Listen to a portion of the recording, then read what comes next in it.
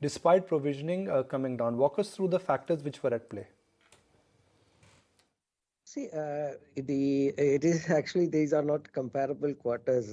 Quarter on quarter, if you look at it, if you look at last year, the first quarter had a very large impact on account of the COVID two, and you had a large impact on NCL also, in spite of we using some amount of the management overlay which we carried at that time, and the Q2 period, the large amount of NCLs or the delinquencies which happened in Q1 were rolled back because the Q2 was it started very good, and we started collecting back because in Q1 we were even not able to be in the field to do the collection.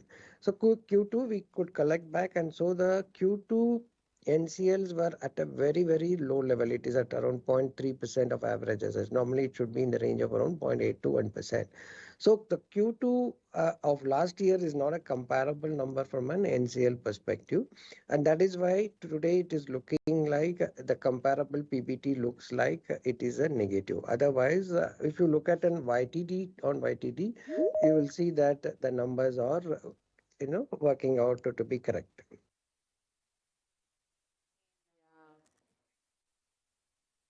Asset quality front, we saw improvement in the NPAs across products. What are your expectations on slippages going forward?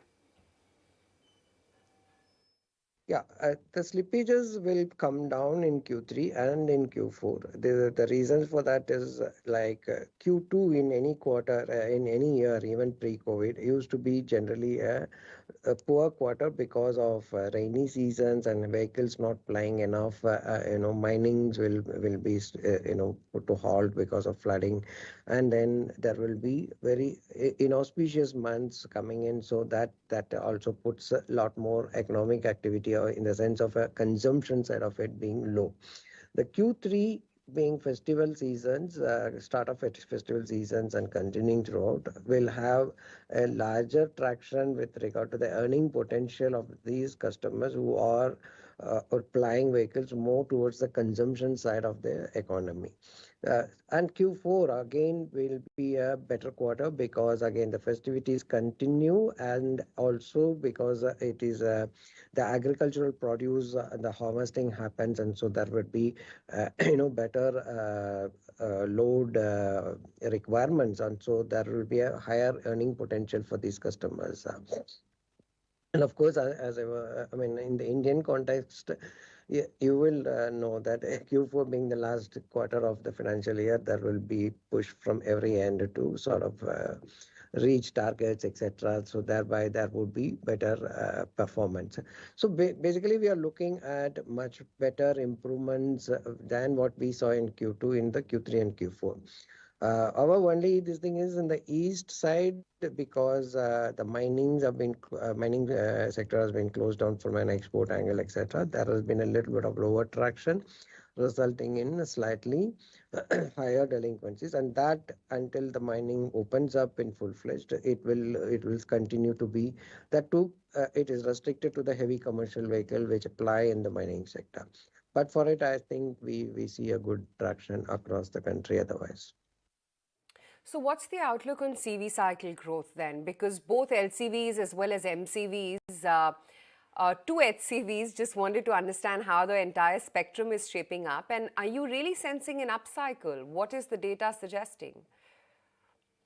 See, the CV cycle had been continuously on a downturn for quite some time, and now it is showing the reversal trend coming. So while the growth levels in heavies have been quite good in the first two quarters, what we are seeing is it's more concentrated on the fleet side of the requirements. The SRTO segment, or the small road transport operators, are still more relying on the used vehicles. Also, there is a good amount of supply of used vehicles that is putting, that is triggering these customers to opt for used vehicles instead of going in for a high-end BS6 vehicle, which is from a pricing perspective much more costlier than a BS4 used vehicle.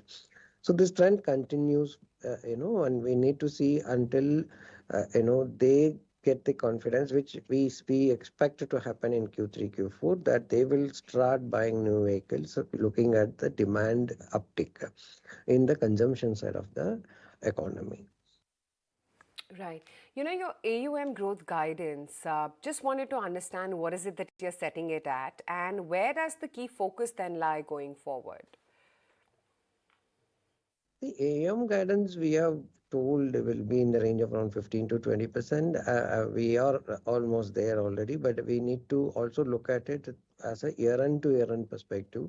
And I would still stick to the 20-22% level of AUM growth for the current year, while we will certainly endeavor to do much better than that.